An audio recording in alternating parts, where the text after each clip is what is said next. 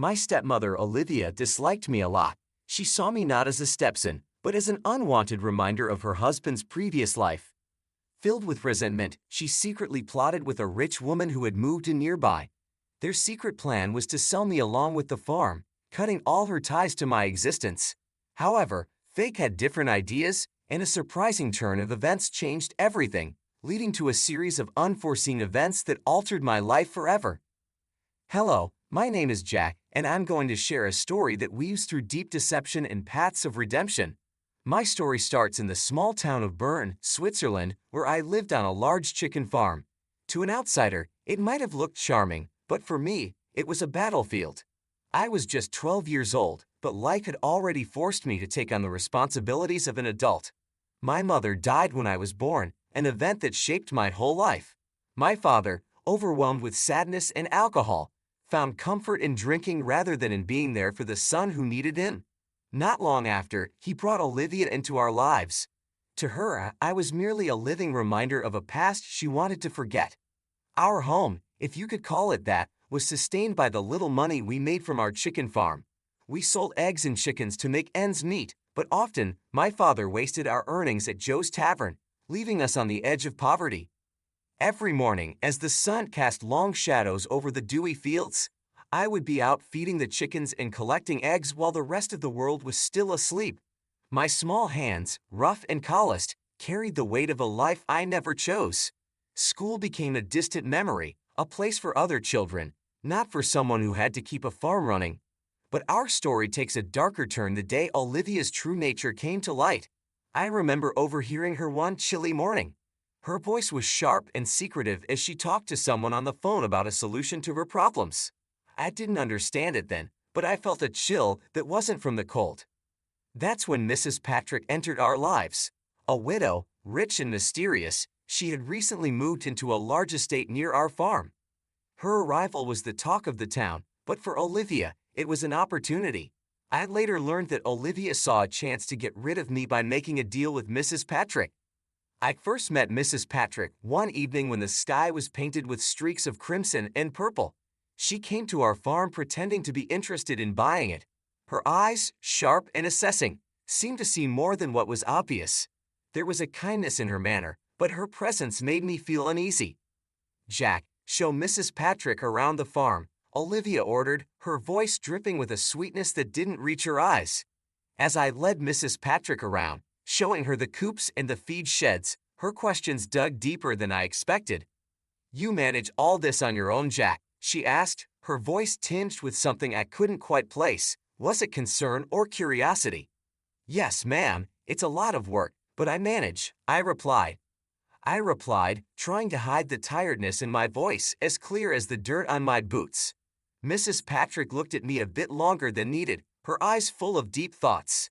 As we walked back to the house, the setting sun stretched long shadows across the path, making it look eerie and twisted. That night, as I lay in bed listening to the distant call of an owl, I overheard Olivia speaking quietly with my father. They were planning something big, something that would change everything. The bits of conversation I caught were enough to make me panic. "We'll be free of the burden," Olivia said eagerly, "once she takes the farm, and him." Their laughter, cold and cruel, reached up to my small attic room. I lay there, crushed by the weight of their plans. What did they mean? Was I the burden they wanted to be free of? Question after question raced through my mind, each more disturbing than the last. As dawn broke the next day, I woke up with a determination I had never felt before. I knew I needed to find out what was being planned behind closed doors. Little did I know, the answers would completely shake my world. It started like any other day on the farm, with the roosters crowing and the chickens bustling about, unaware of the human schemes unfolding around them. But today, I was not just feeding them. I was also watching and listening for any clue of what might happen next. After my usual morning chores, I quietly made my way back to the house. The front door was slightly open, a careless mistake, or maybe a chance I needed. I pressed my ear to the gap and listened. Inside, Olivia and my father were speaking in low, urgent voices with Mrs. Patrick, who had come back pretending to finalize the sale of the farm. "We appreciate your generous offer, Mrs. Patrick," my father said, his words slurred and smelling of last night's alcohol. "We're ready to move forward. This place and the boy, it's all too much for us now." Mrs. Patrick's voice was smooth like honey, but with a sharp edge that made me shiver. "I understand your situation, and I assure you I can take care of everything. The farm will be in good hands, and so will Jack." The way she said my name sent a shiver down my spine. Was she just another bad person in this plot, or was there something more? Determined to find answers, I took a risk later that day while Olivia was in town and my father was sleeping off another drinking session. I approached Mrs. Patrick as she was checking the farm's borders. "Mrs. Patrick," I began, my voice steadier than I felt, "why do you want to buy our farm, and why are you interested in me?" She looked at me closely for a long moment, her eyes searching mine. Then, to my surprise, she sighed. "Jack, sometimes adults have to make tough choices, but I promise, whatever happens, I'll make sure you're safe." Her words confused me. They seemed kind, but I was still unsure about her true intentions. Over the next few days, things at home got tense. Olivia's looks were sharp and calculating, and my father avoided my eyes, his usual indifference replaced by a hint of guilt. They were planning to leave. One night, I heard them talking about a new life, one without the farm and without me. The day before everything was to be finalized with Mrs. Patrick, I decided to confront Olivia. I found her in the kitchen, packing dishes with more care than she had ever shown me. "Olivia," I said, my voice cracking with a mix of fear and anger, "what's going to happen to me?" She stopped and turned slowly, her expression cold. "Jack, you're going to a better place. Mrs. Patrick will take good care of you, better than we ever could." "But I don't want to leave," I protested, my voice rising. Olivia's expression hardened. "It's not about what you want, Jack. It's for the best." That night, unable to sleep, I lay in bed listening to the whispers of the wind through the cracked window, my heart heavy, my future uncertain. The next morning, Mrs. Patrick would return to our farm to finalize the sale and, supposedly, my fate. As dawn crept over the horizon, casting long shadows across the fields, I made a decision. I couldn't just wait to see what would happen to me. Mrs. Patrick stepped forward, addressing the officers with a clear and firm tone. "There seems to be some misunderstanding here. I have not agreed to take Jack permanently. I was approached by these two about buying the farm and possibly providing Jack with temporary guardianship while they sort out their issues." The officers listened intently, taking notes. One of them turned to me, his voice kind but probing. "Jack, have they discussed with you any details about moving or living arrangements other than what you've just mentioned?" I shook my head, the weight of the unknown pressing down on me. "No, sir. They just told me I'd be staying with Mrs. Patrick for a while because it's too hard for them now." The officer nodded, then focused on Olivia and my father. "We need to investigate these claims thoroughly. It's important that any decision about Jack's welfare follows legal procedures and is made in his best interest." Olivia looked visibly shaken, her voice barely a whisper as she tried to explain. "We just thought it would be better for Jack. We can't provide for him the way he needs." The atmosphere was tense, each person's anxiety palpable. Mrs. Patrick then addressed me directly, her gaze softening. "Jack, regardless of what happens, I want you to know that my offer to help is sincere. But any long-term decision will need to be properly vetted and approved." The officers then suggested they all go inside to discuss the matter further and check some paperwork. "We also have a social worker who will need to speak with Jack and assess his living conditions," one officer added as they ushered the group towards the house. As they moved inside, I stood there for a moment, trying to process everything. The fear of the unknown mingled with a flicker of hope, knowing that these officers might just help me find a stable and caring environment. The future was still uncertain, but for the first time in a long while, I felt like there were adults around who might actually look out for my best interests. I never planned to take Jack away without his agreement or the proper legal steps. I was here to talk about buying the farm, but when I found out about the child's situation, I became worried. I contacted the police because I was concerned for his safety and well-being. The officers nodded and then turned their attention back to Olivia and my father. "We need to check some documents and have a longer talk about Jack's custody and your financial actions," one officer said, gesturing for them to lead the way inside. As they walked into the house, Mrs. Patrick stayed back with me for a moment. Jack, no matter what happens today, I want you to know that my home is always open to you, and not because of any deal, but because you deserve a safe and loving place, she said. Her words felt like a warm blanket around my shivering shoulders. I nodded, not fully understanding the legal details, but feeling a spark of hope in the midst of the chaos. Inside, the officers started their questioning, pulling out documents that Olivia and my father struggled to explain. It quickly became clear that there were mistakes and possibly fake information in the paperwork related to the farm sale. As the officers dug deeper, Olivia's cover finally fell apart. It was all his idea, she burst out, pointing a trembling finger at my father. He wanted to sell the farm and get rid of the kid. I just went along with it. My father, his face now showing despair, looked at me, his eyes finally meeting mine. Jack, I'm sorry. I thought it would be better for you. The room spun around me as accusations were made and confessions came out. The officers took notes, their faces serious. The betrayal hurt, but the truth coming out also brought a strange relief. Finally, the reality of my life was being acknowledged by those who could change it. As the morning turned into afternoon, decisions were made. Olivia and my father were taken into custody for further questioning, and I was left in the temporary care of Mrs. Patrick. As we left the farm, I looked back at the only home I'd ever known, feeling the weight of my past and the uncertain promise of my future. As we drove away from the farm, the landscape of my past turned into a blur of green and gray, a picture fading into the background of my new reality. Seated next to Mrs. Patrick in the warmth of her car, I started to feel a cautious hope for what lay ahead. For the first time in what felt like an eternity, I felt a true sense of safety, a sanctuary from the chaos that had ensnared my life. Yet beneath this newfound security, my emotions churned, betrayal from those I had trusted, relief from the danger I was escaping, fear of the unknown ahead, and a budding hope kindled by Mrs. Patrick's words. Mrs. Patrick, sensing my tumultuous state, broke the silence as we drove.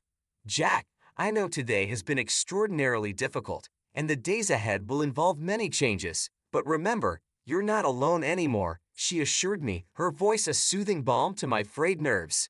She revealed that she had been observing the farm for some time, suspecting that not all was as it seemed. Her intervention, she explained, wasn't solely about the property itself, but was driven by a concern for my well-being. As we arrived at her estate, I was struck by its grandeur. The house, large yet welcoming, was surrounded by lush gardens bursting with vibrant colors, a stark contrast to the drab existence I had known. The gardens, a riot of hues, seemed almost surreal in their beauty, providing a visual feast that lifted my spirits. Over the subsequent days, Mrs. Patrick took the necessary legal steps to stabilize my situation. She was appointed my temporary guardian, and the process to officially make her my foster parent was initiated. During this period, I came to learn more about her. Unable to have children of her own, and having lost her husband a few years prior, she lived in a large estate that seemed too quiet for just one person. It was clear her heart had ample room for more. One sunny afternoon, as we meandered through her rose garden, the air fragrant with the scent of blooms, Mrs. Patrick paused and faced me. Her expression was earnest. Jack, I want you to understand that you are not a replacement or a charity case, she began, her voice firm yet kind. You are a brave young boy who deserves a chance at happiness. I hope with time, you will come to see this place as your home. Her words, sincere and heartfelt, planted a seed of hope in me. Maybe, just maybe, I could really start a new life here, one filled with love and stability. But life, as I was learning, is seldom straightforward. Just when I began to feel secure in my new environment, the past reared its head one more time. A few weeks after settling in with Mrs. Patrick, an unexpected call came from the police. They wanted to discuss the ongoing investigation into my father and Olivia. Anxiously, I went to the station where an officer handed me a letter found among Olivia's possessions. It was addressed to me from my mother. Holding the envelope, my hands trembled as I felt the weight of its contents. Inside, written in my mother's elegant hand, were words of pure love and longing. She spoke of her deep affection for me, her aspirations for my future, and her profound regret at not being there to witness it. The letter, a mixture of love and sorrow, shattered yet healed parts of me. Her words echoed in my heart, affirming that despite her physical absence, her love had always been with me. As I absorbed her words, a profound sense of clarity settled over me. The betrayal and secrecy I had faced were now overshadowed by the undeniable truth of my mother's love. This revelation, though painful, brought a strange relief. It reassured me of my worth and solidified my resolve to embrace the new life Mrs. Patrick offered. With each passing day, the estate began to feel more like home. The shadows of my past receded, making way for a future I had once thought unattainable. Seated next to Mrs. Patrick in the warmth of her car, driving away from the police station, I realized that life was offering me a new beginning. As we navigated the roads leading back to the estate, the landscape of my past, once filled with uncertainty and fear, faded into a backdrop of vibrant greens and grays, a mere setting for the unfolding story of my new reality. I didn't even realize I needed it until it was in my hands, a letter from a mother I never got to know. It was a piece of my past that Olivia had tried to erase, but now, it was finally mine. This link to my mother, a connection long denied, became a cherished possession as the weeks turned into months, and the legal proceedings against Olivia and my father unfolded. They were eventually found guilty of fraud and child neglect. My father, seeking redemption, tried to reach out, longing to apologize and to reconnect. But for me, the path forward did not include him, not yet at least. Forgiveness is a complex journey, and I wasn't ready to embark on it. Living with Mrs. Patrick, who I came to affectionately call Patricia, was a blend of everyday routines and extraordinary moments. School, which had once seemed like a distant, unattainable dream, became a staple in my daily life. Patricia supported me in every way. She encouraged my studies, supported my exploration of new hobbies, and most importantly, she helped me navigate the tangled emotions of my past. One evening, as we sat watching the sunset from the porch, the sky a canvas of orange and pink, Patricia turned to me and shared a thought that struck a deep chord. "Jack, all families are built differently. Some are formed by blood, others by bonds that are stronger than blood. We're the latter, and I couldn't be prouder." That moment felt like the final piece of a puzzle slotting into place. The turmoil of my past had led me to this tranquil present, and the future was a canvas waiting to be painted with the vibrant colors of hope and healing. Patricia's words sizzled deep within me, affirming a truth I was only beginning to grasp. The definition of family could be much broader than traditional bonds, encompassing connections built on support, understanding, and unconditional love. Days turned into weeks and weeks into months as I settled into my new life with Patricia. The estate, with its sprawling gardens and quiet corners, became a sanctuary where I could grow and heal. We spent many afternoons wandering through the blooming gardens, discussing books, life, and my dreams for the future. Patricia, ever patient and wise, listened and advised, guiding me with a gentle hand. As the court cases wrapped up and the legalities were dealt with, I found myself thinking more about the future. I started to make plans for college, for travel, and perhaps one day for ways I could help others who had faced challenges like mine. Patricia was supportive of all my plans, encouraging me to dream big and work hard. It wasn't just the practical support that made my life with Patricia transformative. It was the emotional healing that took place. The more I learned about empathy, compassion, and resilience from her, the more I began to understand the depth of what I had experienced. The process of healing from the past was slow and sometimes painful, but it was also filled with moments of profound realization and growth. And now, as I reflect back on the journey from the shadows into the light, I see how far I've come. From a childhood overshadowed by neglect and deception to a life enriched by love and new opportunities. This story, my story, doesn't just end with a new beginning. It continues each day with each new challenge and triumph. This tale is more than just my personal narrative. It's a testament to the resilience of the human spirit and the transformative power of compassion. To anyone who finds themselves in the darkness of despair, remember, the path to light often begins with the courage to step forward and the support of just one person who believes in you. Thank you for walking this journey with me through trials and tribulations, towards a horizon bright with promise. As I stand now, ready to face whatever comes next, I do so not alone, but with a family chosen not by blood, but by bonds forged in the depths of adversity and strengthened in the warmth of mutual